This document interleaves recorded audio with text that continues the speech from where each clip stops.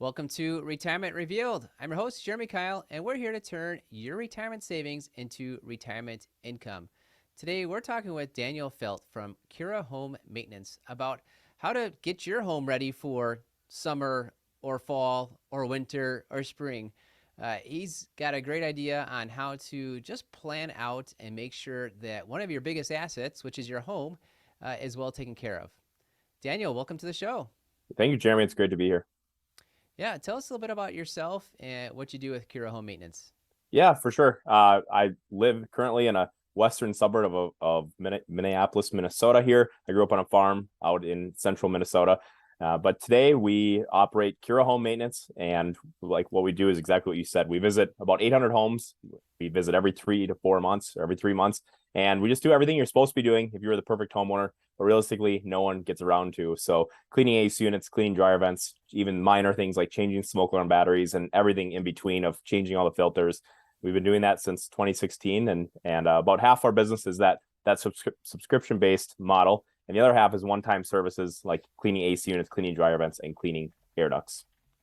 Yeah, you talked about a lot of things that I'm sure a lot of people are thinking, I have not done this every quarter, right? Mm-hmm. Correct. And I imagine one reason why you're going out doing that is because there's maybe people that can't quite do it themselves, perhaps because they're getting older and don't Mm-hmm. want to leave their home. Tell me about that. How does it kind of look when people are maybe just needing someone else to come help them out?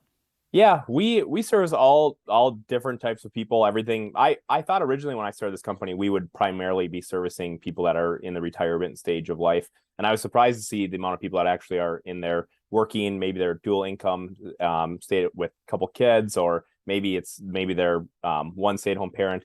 So we have a large arrangement. But yeah, we visit your home, and it's as homes become more and more complex. There's so many things that people in their 30s, 40s, 50s, even in retirement age, they weren't around back 10, 15, even 20 years ago when you were learning more about homes and things like that. So there's all these things as houses become more efficient and things like that. There's so many more items to take care of. Additionally, appliances aren't being made the way they once were. We'll have a home that has like a 50-year-old refrigerator in it and it's working great, and then the next home has like a 2 or 3-year-old refrigerator and it's already been broken down, and that's why they call us, because they're not maintaining it properly. So there's a lot of filters in places people don't even realize there's filters at, and that's where we come in, especially for people that are wanting to age in place. That's really great. But like I said, I'm surprised at how many people in their 30s, 40s, and 50s also sign up, and that's a majority of our business as well that are signing up for that. They grew up in a daycare, they didn't grow up in a home, and they don't want to take care of their house. They'd rather spend Saturday morning with their families or watching their grandkids or things like that, rather than standing in a big box store trying to remember what size filter they were supposed to purchase. Yeah, I'm thinking of a couple of different situations, especially I'm thinking more of the kind of the younger folks, I guess. But I Mm-hmm. imagine that perhaps their parents didn't teach them how to take care of their home, and now all of a sudden they have this huge responsibility, and they're maybe letting things go by. Or maybe their parents did teach them about how to take care of the home, but everything's changed, right? If your dad Yeah. taught you 40 years ago how to, change the filter on, the refrigerator or the AC unit, your refrigerator and AC unit might look a little different these Correct. days. So someone like you can kind of keep up to date with what's going on, and also too keep up to date with how to fix the things that are maybe 40 Yes. or 60 years old. Yeah, you're 100% correct, Jeremy. There's so many things that have changed, and one of my favorite things. I'm the nerd that when I'm walking through a big box store, I'll go and I'll open up every single washing machine, and I'll point out, see, there is a filter in every single one, and you just didn't see that 5 or 6 years ago even. So as appliances are being made differently, and companies obviously are wanting to make a profit, they are making them cheaper, and so they'll do little things that are required that it'll work the same as the old appliances did. However, you've got to do some extra work, and that you're exactly right. That's what needs to be done by the homeowner today, and it's just not being done. Yeah, you got it. And then of course too, like we mentioned, there's maybe some folks like you thought the initial business model was let's go help people who are older actually Mm-hmm. stay in their home because it could get to the point where it's dangerous. What have you seen where maybe someone that's older and can't take care of things on their own? What do they need really the most help with? Yeah, some of the really minor things that, you just don't want someone of a certain age or a certain physical capability being up on a ladder. So, with that, smoke alarms, changing light bulbs. Here in Minnesota, we have hard water, and so we have to carry in 40 or 50 pound bags of salt. And I've had someone actually prove me wrong. It was probably about a 90 pound 90-year-old lady who she said she can do it, and she would take an ice cream pail at a time and carry that down into the basement. And her son wanted to pay for it for her to just have it done, and she was like, no, this is my chore that I do. Yeah. It keeps me busy. So, but getting up on the roof, in Minnesota, you want to get some of the snow off the roof, especially if you have a lot of snow. Checking those gutters, cleaning those gutters, anything with heights. At a certain age, it's just not worth it anymore to be up there, as you're not as steady as you maybe once were, and it's just easier to let someone else do that, especially if you do happen to fall.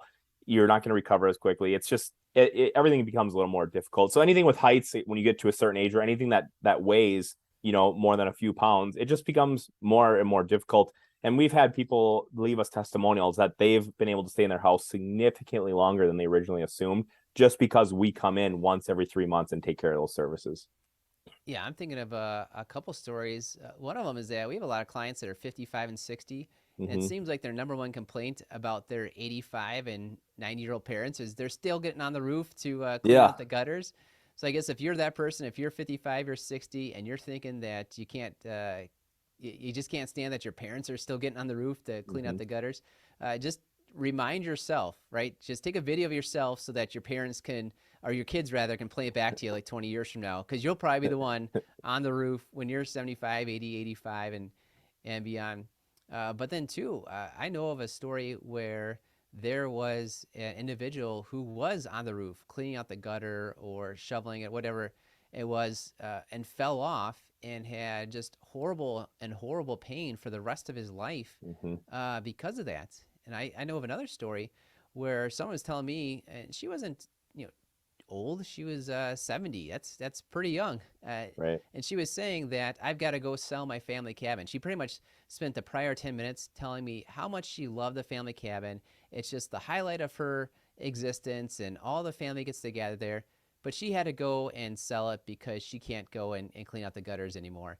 And I'm thinking, Mm-hmm. oh my goodness, if it creates this much joy, just go pay like $50 or Yeah. whatever, just Right. pay somebody to go clean out the gutters so you can still keep on enjoying that family cabin or enjoying your house. So there's things that maybe people feel like they have to do, and when there's Mm-hmm. others that can do it, or they feel that because they can't do it, well then kind of all is lost. And you're telling me all is definitely not lost. Correct. Yeah, we can maintain your home whether you're there or not. We have a lot of snowbirds that also they leave, and so we keep maintaining their home while they're gone. Some of them will come in more frequently and just do like a check. We're flushing all the toilets, running all the water, making sure everything's like running smoothly. There's not water that has accidentally gotten into a certain place in the home, like maybe slowly leaked in the basement, things like that. So there's all types of things. There's all types of services out there. Our primary focus is to make sure that your house is being maintained properly so that you can live there longer. It's easier to live there. You're happier. Things don't break down faster. All that good stuff. You got it. Well, some people are listening saying, I'll never use that. I do this all on my own. And for those folks, we want to give them some advice, some encouragement, because you're seeing, like I said, I think 800 homes a Mm-hmm. year. We've got our own one home, right? Maybe people have two homes at most, but you get to see a lot more. And you've put together, I'll put a link on in the show notes. It's called the Annual Home Maintenance Plan for Mm-hmm. every season. Let's just go through it. And you start off with winter, so let's start off with winter. What should Yeah. people be looking at? How should they be maintaining their home in the winter?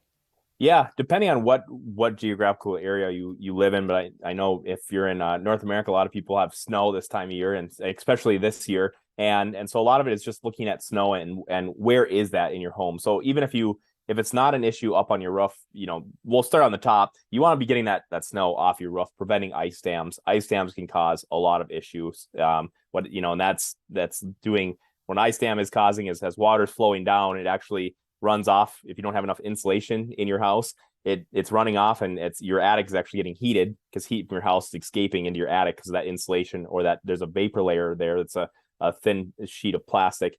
If that isn't installed properly, you don't have enough insulation, it's going to get your attic's going to get hot, and then the snow melts off your roof, and that as that goes to an eave, it then gets frozen. The little ledge that's over your house a couple feet, it freezes there, So water keeps trickling down and you keep on getting this ice dam built up, and pretty soon the water has nowhere to go. And it just seeps back up underneath your shingles, underneath the vapor layer there, or underneath the layer underneath the shingles, and you're having a very, very costly experience. Other things that we've seen is people like shoveling snow off of their decks in front of like a patio door. And again, as it comes to melt, the water has nowhere to go, and it'll seep into their basement. That it wasn't even an issue.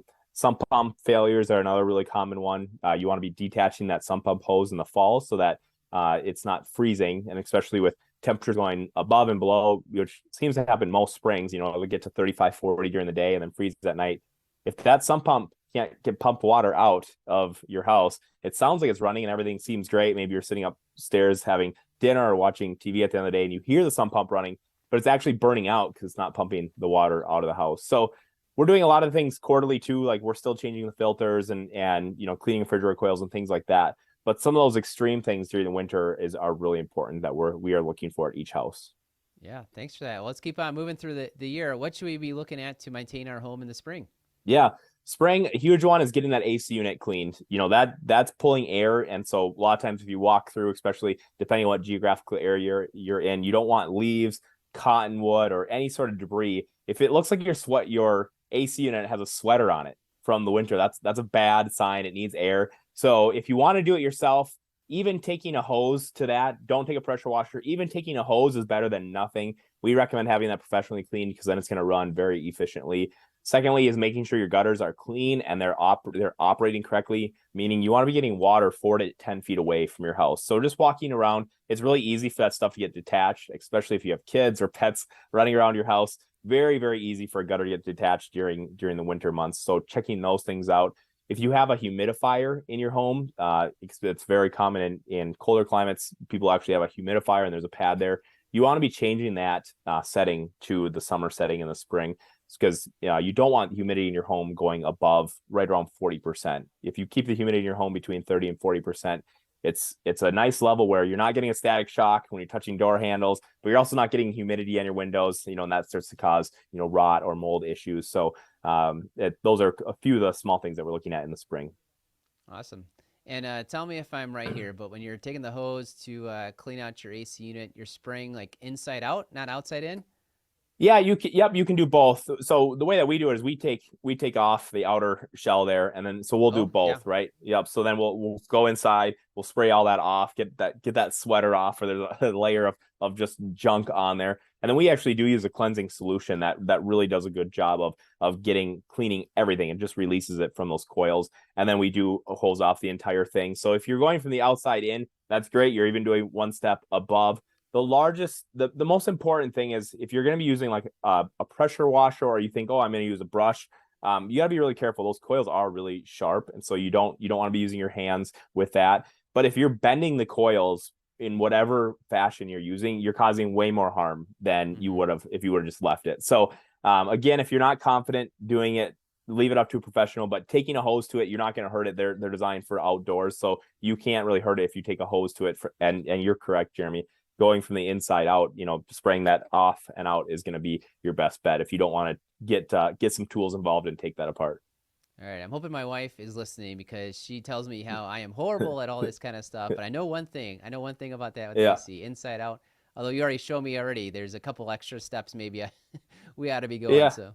It's Jeremy. I always, when my wife and I are raising 2 young kids, and we sometimes we'll be talking at the end of the day, and if maybe I feel like I didn't do this quite right today, and I always tell her if you tell yourself that, hey, I want to be a good parent, or I want to be a good homeowner, you're probably going to be better than like 90% of people just by saying exactly. I want to be better. So yeah, Jerry, you should give yourself some kudos and tell your wife that I said it, and I'll say I'm a home maintenance expert since we're doing 800 houses. But yeah, you can tell our home maintenance expert said you're doing better than most.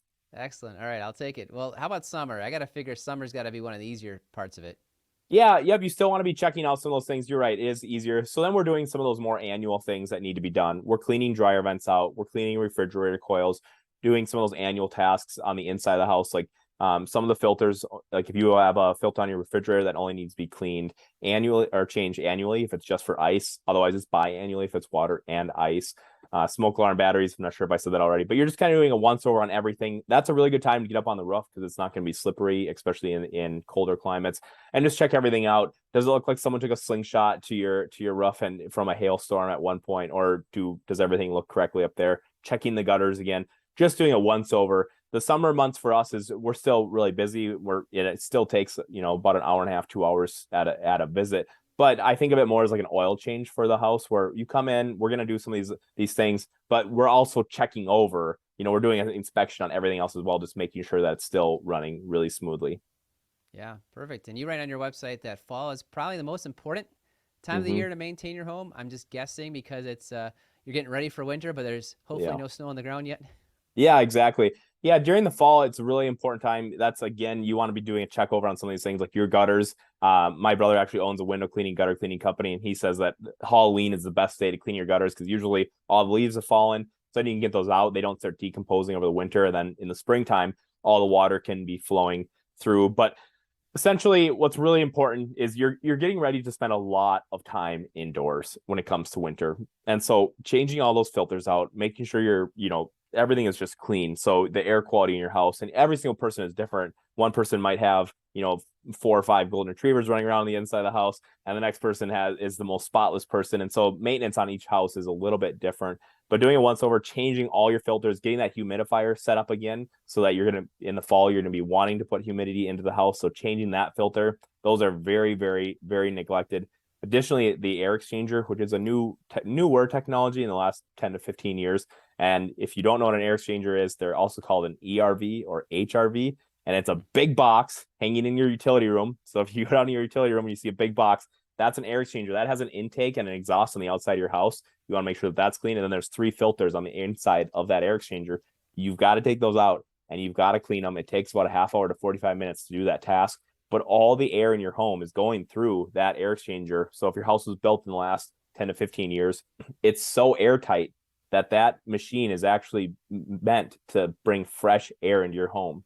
And so that's going to be pulling air. And if that outside filter is clogged or the filters are clogged on the inside, what that's going to do is it's going to try to pull air through things like cracks in your cement or your sump pump or maybe the sides of windows, things like that. And that's what's going to cause if you ever open a door and it slams shut really, really hard, you have an imbalance of air pressure on the inside or outside of your home. And it's a good thing homes are so airtight, but we've literally had to, as a society, create technologies to make it so that the home can still breathe. Your house still does have to breathe. So that air exchanger is really important. We've found crazy stuff in there, from mold to insects, bees, things like that. So all the air in your home is going through that, and it's really important to make sure that the air quality in your house is as good as it can be.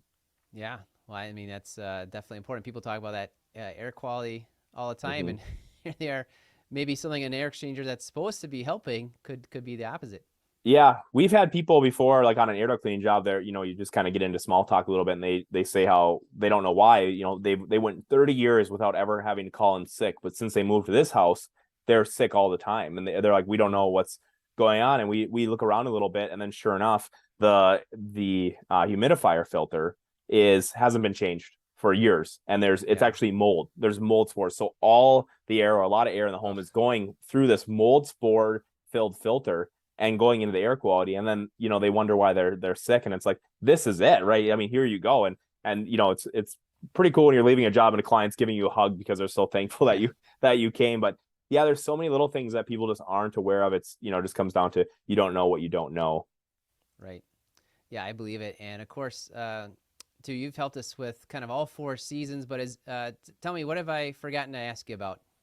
Yeah, I think getting into like retirement, Jeremy, and we can kind of change switch topics here a little bit, just talking about retirement things and things like that, and talking about, I think, as for entrepreneurs and running a business, one reason why I started this business was I started this business to sell it, and that's a huge thing that I think a lot of people they might just start a business because they're really good at cleaning dryer vents, and so they say I'm going to be a dryer vent cleaning. But I think in this business, one thing that I really like is that reoccurring revenue model. We have 800 customers that we're seeing every 3 months, and with that, you're building up a long-term thing that is setting us up for retirement correctly. I have a ton of other little things going on so that I can be comfortable in retirement, because there's some things that I know we won't be able to depend on by the time I'm 65, and there's other things that we will be able to, but just creating different pillars of financial stability so that you can be a good business owner, you can take care of these customers has been really crucial for us. Well, I think you said it right there, where you take care of the customers first, and then the business kind of follows. So good for you for recognizing that. Imagine you're also saving some money and just getting ready for retirement at some point in time. You've been talking a lot about how your company can help others take care of all this home maintenance. If someone like if Daniel, if you talked about all these things and someone's thinking, oh my goodness, I can't imagine doing any of that on my own. I'm guessing you're not nationwide yet. No, no, we're not. But we have plans. We have an expansion model going on right now where we're actually selling licenses. And so one example is if you live in Seattle, we've sold a license to a gentleman there, and he doesn't call it Kura Home Maintenance. It's Maintain Home Services there. And so Keith has come to Minnesota. He's trained in with us, and we've taught him everything we know, but he calls it his own thing. And so he owns a license of Kura Home, and he's going to do the exact same things that we do. We've taught him all the same things. After this recording, I actually jumping on a call with him. We talk for about 30 minutes a week just to see how things are going, and kind of almost like as a coach. And he's doing that. So we're selling licenses nationwide, and we're training people exactly how to do this in your area with the things that need to be maintained in that. And that we did try to expand by doing corporate owned locations. And one thing that I found, Jeremy, I think you can probably tell I really care about like the quality of the things that we're doing. I'm a nerd about houses, and so I care about the way we're doing it. And managing a technician 1,000 miles away was very, very challenging for me. It proved to be I'm sure someone else could do it a lot better, but it just didn't fall into my skill set. I'm a lot better at when I can see my guys in the morning. We have a meeting every single morning, a training meeting for about 15 to 20 minutes, and I can see those guys. I know who they are, and we really care about the quality and how we do that. And it was very hard to duplicate that process when I wasn't in Colorado or Texas or Georgia. Yeah, I believe it. Well, if you're sitting here thinking that my kid needs a job and you're looking to invest in your kid, I guess you can reach out to Daniel and look at the franchise opportunities there. I've got one more question for you, Daniel. Before we get to that, tell us what's the best way for people to reach out to you. Yeah, for sure. Our website, it's kurahome.com. It's KURAHOME.com. If you want to get in touch with me personally, you can find me on LinkedIn. It's just Daniel Felt. My last name is spelled the way it sounds, FELT, and be always happy to connect with anyone. Awesome. And of course, if you'd like to learn more about the work we're doing here with Keil Financial Partners, just check out retirement-revealed.com. All right, final question for you, Daniel. Tell us something about yourself that few people know about. And remember, this podcast is rated clean. Yeah, few people. Well, I'm currently training. I haven't really shared it with anyone, but I'm currently training for my second Ironman. Most people don't know that about me, and I love cheating time, and so I listen to a book a week, and I'm currently at 1.8 times the speed, and so I feel it's one of my favorite things to figure out how can you hack time or cheat time, and listening to audiobooks. If you slowly work your way up, those are two of my favorite things. So I've combined the two. While I'm training, I'm listening to podcasts or audiobooks at about 1.8 times the speed, and it kind of makes you feel like a superhuman. It's really fun. Yeah, that's awesome. I listen to podcasts at the 1.8 times speed, and then I've met a few of the podcast hosts that I listen to, and I'm thinking, why are they talking so slow? Because you're talking to them live at 1 time speed, but you're listening to them in the car at 1.8 times speed. Most definitely. Great. Awesome. Well, thanks for coming on the show, sharing with us a lot of ideas on how to best maintain your home. I'm definitely going to be reviewing that article. I'm going to put that on the LinkedIn or the show notes, the annual home maintenance plan for every season. Thanks for coming on, Daniel. Yeah, thank you, Jeremy. It's great to be here. Yeah, you got it. And thank you for listening to the Retirement Revealed podcast. We believe if you know more about your money, you'll feel better about your money, and you will make better money decisions.